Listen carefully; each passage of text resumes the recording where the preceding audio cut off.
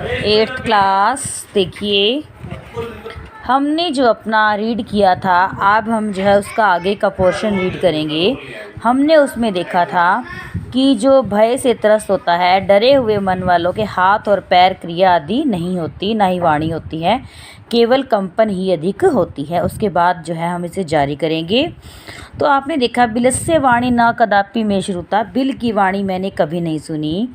तो किस तरह से गीदड़ की गुफा में जो है शेर आ जाता है और वे सभी जो है क्या करते हैं कि बिल की जो गीदड़ के बिल में शेर आ जाता है, तो वो उसे पैरों के चिन्हों को देख के चतुराई से पहचान लेता है कि हाँ, वाकई मेरे बिल में कोई ना कोई घुसा है। तो बड़ी मतलब चतुराई से उसने ये काम किया। तो आगे देखिए, तत् तो अहम मैं अस्य इसका आह्वान करोमि करता हूँ। तो वो कहता है, तो मैं अब इसका आह्वान करता हूँ, अर्थात गीदड़ को पुकारता हूँ। एवं इस प्रकार स वह बिल में प्रवेश करके मैं मेरा भोज्य भोजनम भविष्यति होगा। इस प्रकार वह बिल में प्रवेश करके मेरा भोजन होगा, क्योंकि भोजन बन जाएगा, वो पुकारेगा तो वो अंदर आ जाएगा। उसे ऐसा लग रहा था। इत्थम इस प्रकार विचार करके सिंह शेर सहसा अचानक श्रृगालस्य गीदड़ का आह्वान अक्रोध किया। ऐसा विचार करके शेर ने जो अचानक ही गीदड़ का आह्वान किया, अर्थात गीदड़ को पुकारा, आह्वान किया। सिंह शेर ने उच्च गर्जना से प्रतिध्वनि उच्च गर्जना से मतलब बड़े जोर से सा वह गुफा की ऊंचे श्रीगालम गीदड़ को आहयत अर्थात जो है पुकारा। तो शेर ने जो है बड़ी जोर की गर्जना की प्रतिध्वनि से उस गुफा में जोर से गीदड़ को जो है पुकारा। अनेन क्या हुआ? हाँ जी, हाँ, अनेन इससे अन्य दूसरे अपी भी पशु भयभीत अभवन हो गए। इससे दूसरे पशु भी जो है भयभीत हो गए। श्रृगालो गीदड़ अपी भी ततः वहाँ से दूर पलायमन जाते हुए इमम यह पठत पढ़ने लगा कि गीदड़ भी वहाँ से दूर भागते हुए यह पढ़ने लगा। तो जो वो है गीदड़ ने आवाज़ सुनी तो घबरा गया। तो सारे पशु भी उसकी उच्च गर्जना की ध्वनि से घबरा गए। तो गीदड़ भी वहाँ से दूर भागते हुए जो है यह पढ़ने लगा, अनागतम न आए हुए कष्ट को या आने वाले दुख को भी। देखो, आने वाले दुख को, जो आने वाली विपत्ति को, यह जो कुरुते करता है स वह शोभते शोभायमान होता है। भी जो प्राणी आने वाली विपत्ति को दूर करने का उपाय करता है वही शोभायमान होता है। स वह शोचते चिंतनीय या शोक करने योग्य होता है। यो जो नहीं करोति करता है अनागतम जो आने वाले दुख को, और जो आने वाली विपत्ति को दूर करने का उपाय ही नहीं करता है वह तो शोक करने योग्य होता है। मतलब अर्थात वो जरूर ही दुख उठाएगा, उसे कोई ना कोई मुसीबत आ जाएगी। वन में अत्र यहाँ संस्थस्य रहते हुए समागता आई हो जरा बुढ़ापा विलस्य बिल की वाणी नहीं कदापि कभी भी मैं मेरे द्वारा श्रुता सुनी गई। तो वो कहता है, मुझे इस वन में रहते हुए मुझे बुढ़ापा आ गया है, समागता मुझे बुढ़ापा आ गया है, परंतु मैंने बिल की वाणी कभी नहीं सुनी। अर्थात मैंने ऐसा कभी नहीं हुआ कि बिल की आवाज़ सुनी हो, बिल ने कभी बोला हो। तो अगर आज बिल से आवाज़ आ गई है तो ज़रूर कोई ना कोई विपत्ति ही अंदर है। तो वो कहता है, यहाँ से दूर चले जाने में ही मेरी भलाई है। तो वो कहता है कि भी आने वाले कष्ट को, आने वाले दुख को भी दूर करने का उपाय करता है वही शोभायमान होता है, और जो आने वाली विपत्ति को दूर करने का उपाय ही नहीं करता वह शोक करने योग्य है। क्योंकि अगर वो आज आवाज़ सुनकर भी अंदर चला जाता तो वो शेर के द्वारा मारा जाता। तो वो कहता है, इस वन में रहते हुए मुझे बुढ़ापा आ गया है, मतलब इतने साल हो गए मुझे रहते हुए, मैं बूढ़ा हो गया हूँ, परंतु मैंने बिल की आवाज़ कभी भी नहीं सुनी। अगर आज बिल से आवाज़ आई है तो अवश्य ही आज कोई ना कोई विपत्ति आ चुकी है, अर्थात बिल की आवाज़ कभी नहीं सुनी। अगर वो बिल की आवाज़ सुनकर भी अंदर चला जाता तो आपको पता ही है शेर का भोजन बन जाता। तो वो कहता है कि अगर आज बिल से आवाज़ आई है तो ये बिल अवश्य विपत्ति का घर बन चुका है, इसलिए यहाँ से दूर चले जाने में ही भलाई है।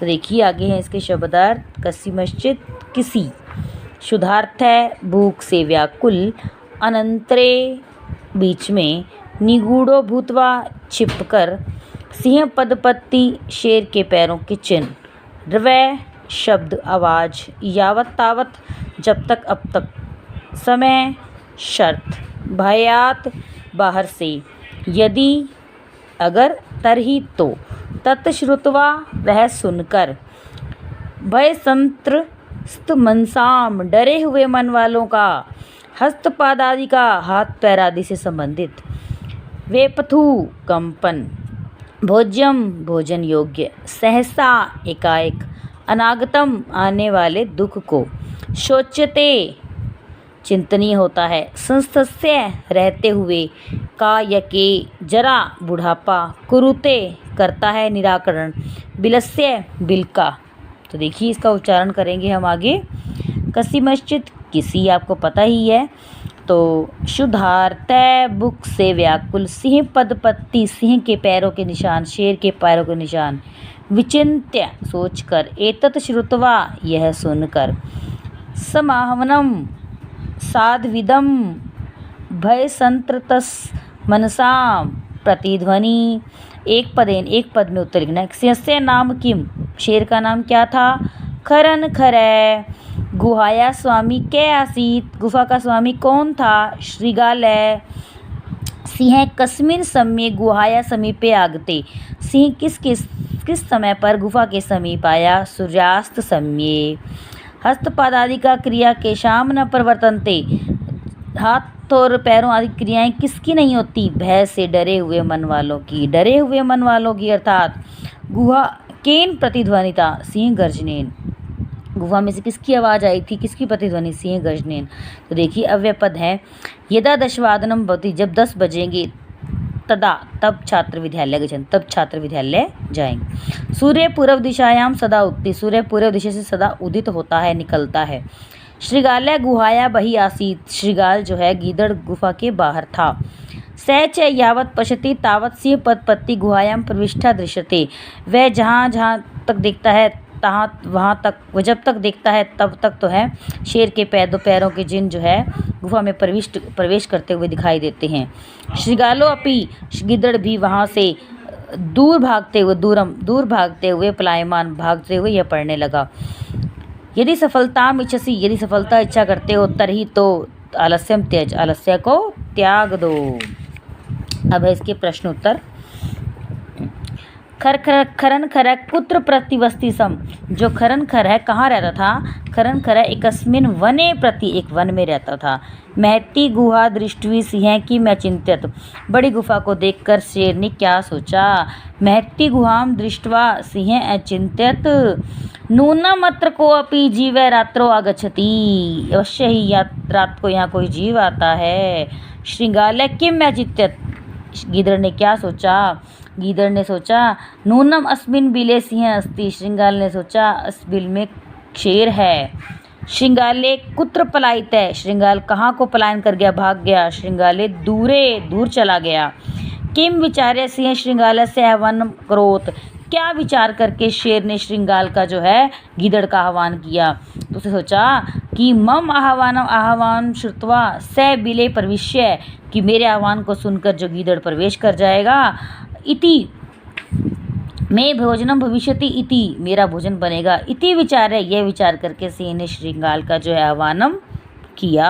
अस्य कथायाम कस्य चातुर्यम निरूपितम सिंहस्य, इस कथा में किसकी चतुराई का निरूपण किया गया है? सिंह की या श्रृगाल की? आपको पता ही है यहाँ श्रृगाल की अर्थात गीदड़ की चतुराई का जो है वर्णन किया गया है। अब देखिए ये मंजूषात से हमने कुछ रिक्त स्थान जो है अव्यय पद जो है किए हैं। एकस्मिन वने कश्चन व्याध जाल है, विस्तृत दूरे स्थित है। तो इस तरीके से हमने जो किए हैं। अब ये है हमारे पाठ की घटनाक्रम अनुसार कि जो पहले घटना घटित, आपको पता है परिभ्रमण सिंह शुद्धार्थ हो जाता है कि एक बार भूख से व्याकुल जो है शेर घूम रहा था उसके बाद क्या हुआ, सिंह एक शेर ने एक बड़ी गुफा देखी।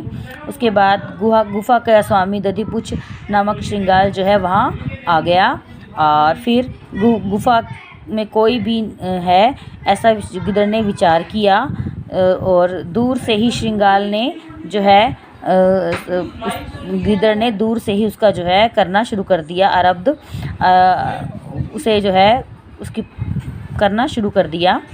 उसके बाद है देखिए 5th and 6th, शेर ने श्रृंगार का आह्वान किया और दूर से पलायमान श्रृंगार दूर जाते हुए श्रृंगार ने गिद्ध ने श्लोक पढ़ने लगा। Okay students.